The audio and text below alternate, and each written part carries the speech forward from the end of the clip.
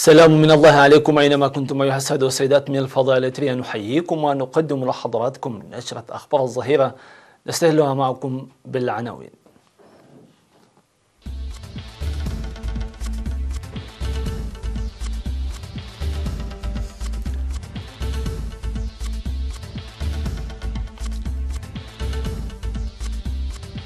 توضيح برامج التنمية الزراعية في الإقليم الأوسط. تطوير التعليم في مصوع. الفنانون الإثيوبيون يحيون حفلا في هواسة بإثيوبيا. تشريد 100,000 شخص في بوركينا فاسو بسبب القتال. باكستان تحذر الهند من أي هجوم ينتهك سيادتها. والرئيس الأمريكي وقع على أمر بإنشاء قوة فضاء عسكرية.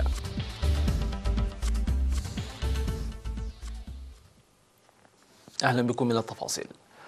قدم حاكم الإقليم الأوسط اللواء رمضان عثمان أولياء توضيحا للمعنيين حول تنفيذ برامج التنمية الزراعية هذا العام. وقدم في هذا الاجتماع الذي حضره المدير التنفيذي لإدارة الإقليم الأوسط السيد زريد تولد برهان والمدير العام لقسم الزراعة والأراضي السيد هايلا ميكيل إيوب توضيحا عن البرامج الموضوعة لهذا العام والموارد اللازمة للتنفيذ. وبموجب الخطة الموضوعة سيتم توزيع أراضي الطيسة في قرى زاقر وتحاف العام وأفديو وبناء 4 خزانات مياه في القرى لضمان مصادر المياه وتنمية بذور القمح المحسن وتوزيعه للمزارعين وبناء الحواجز حول سدي ماي نفحي وعد شاخة وإعداد أكثر من 1,000,000 شتلة أشجار في 9 مشاتل واتخاذ الخطوات لتقوية الجمعيات التعاونية لتربية الدواجن والنحل وأبقار اللحوم والألبان. وأكد المجتمعون على العمل لتنفيذ البرامج الموضوعة داعين للإسراع لتقديم تصريح لبناء أراضي الطيسة وإيجاد حل للمصاعب في المكاتب نتيجة نقص التجهيزات واستئناف المشاريع المتوقفة لأسباب مختلفة.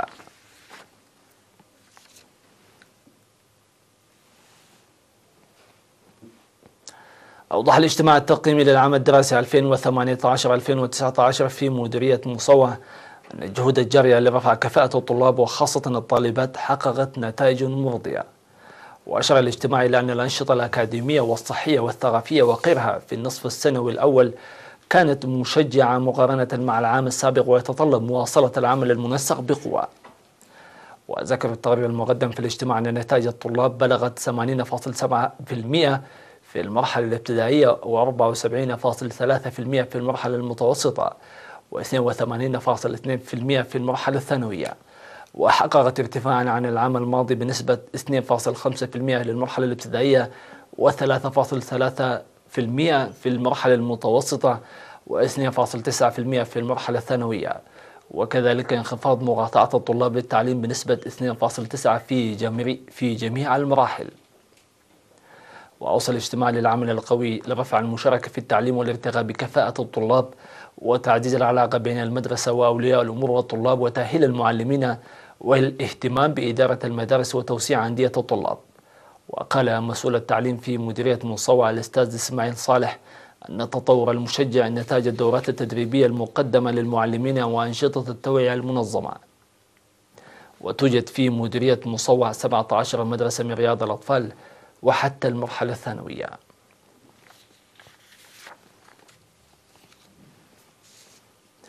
أحيا الفنانون الإثيوبيون الزائرون لإثيوبيا منذ 14 من فبراير للاحتفال بالسلام الإريتري الإثيوبي.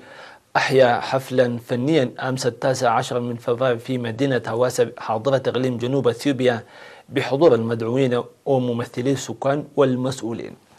وكانت الفرقة الفنية الإثيوبية التي تضم فرقة سبريتا التراثية وكبار الفنانين والشباب قد أحيت حفلا في 16 من فبراير في مدينة بحر دار و17 من فبراير في مدينة أداما.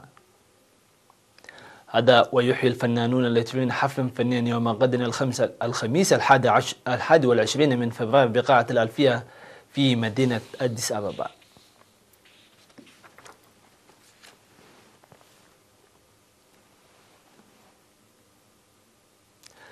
ذكر سكان ضاحيتي علي قدر وانجحي بمديرية تسانية عن حل مشكلة المياه التي استمرت لسنتين بتعاون المواطنين والمؤسسات الحكومية.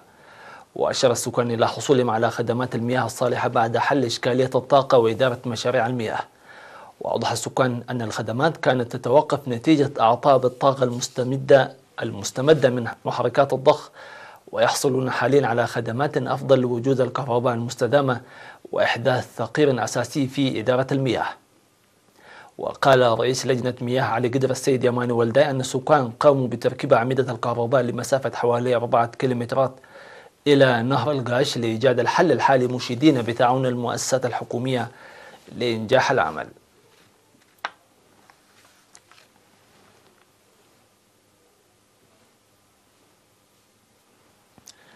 انتخبت 15 لجان صلح المحاكم الأهلية للعمل لمدة 3 سنوات في 13 محكمة بمديرية عرزة.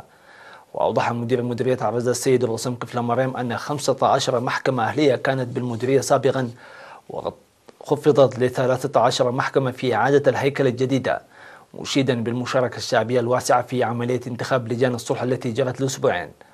وأكد أعضاء لجان الصلح المنتخبون على العمل المتفاني إدراكا للمسؤولية الملقاة على عاتقهم من الشعب والحكومة، منادين لتعاون المجتمع لإنجاز مهامهم. هذا وقد نظمت انتخابات لجان الصلح مماثلة في مديرية ميعيني، حيث تم انتخاب 35 لجنة الصلح لتعمل في 7 محاكم أهلية.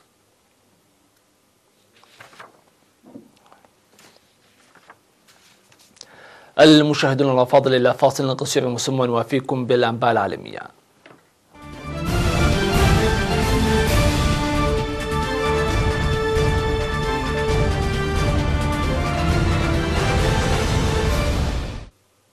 أهلا بكم من جديد.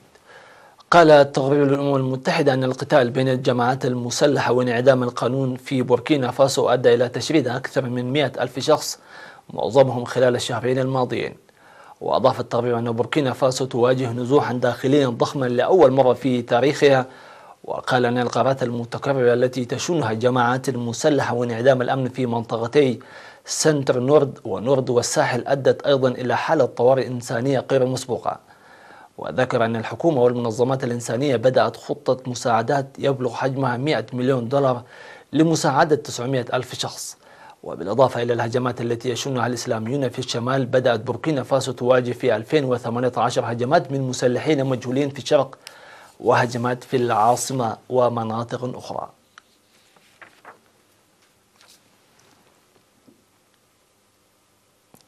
حذر رئيس الوزراء الباكستاني عمران خان من أن بلاده سترد على أي عمل عسكري تشنه الهند بعد الهجوم الانتحاري الذي وقع الأسبوع الماضي وراح ضحيته جنود هنود في الشطر الهندي من إقليم كاشمير. وطالب خان في كلمة متلفزة الهند بتقديم أدلته على تورط باكستان في هذا الهجوم. وأوضح في أول تعليق له على الهجوم أن أي محاولة هندية لانتهاك السيادة الباكستانية ستواجه بعمل مماثل. وقتل أكثر من 40 جنديا هنديا في تفجير يوم الخميس الماضي. وتبنت جماعة جيش محمد المسلحة والتي تتخذ من باكستان قاعدة لها الهجوم، وتنفي باكستان أي علاقة لها بالهجوم، لكن الهند تتهم جارتها بالتواطؤ ودعت إلى عزلها دوليا. وتتنازع كل من الهند وباكستان السيطرة على إقليم كاشمير.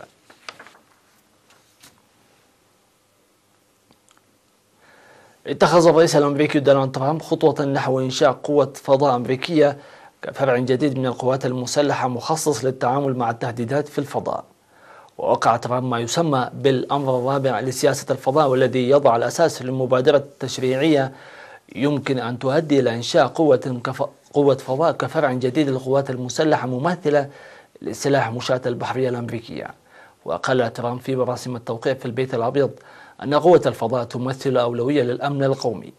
وتوجه المذكرة وزارة الدفاع إلى حشد مواردها الفضائية لردع التهديدات في الفضاء من خلال إنشاء القوى التي ستكون جزءا من القوات الجوية، وذلك وفق مسودة اطلعت عليها رويترز.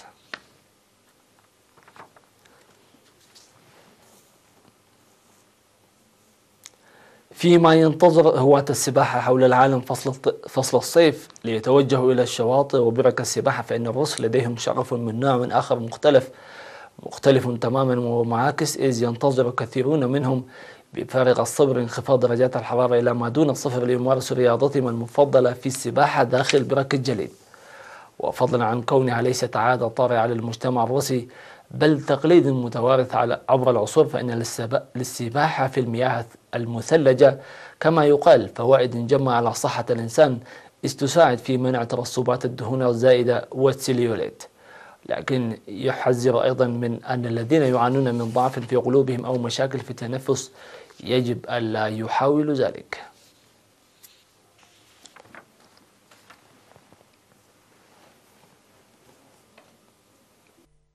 وصلنا إلى ختام النشرة، في أمان الله وحفظه.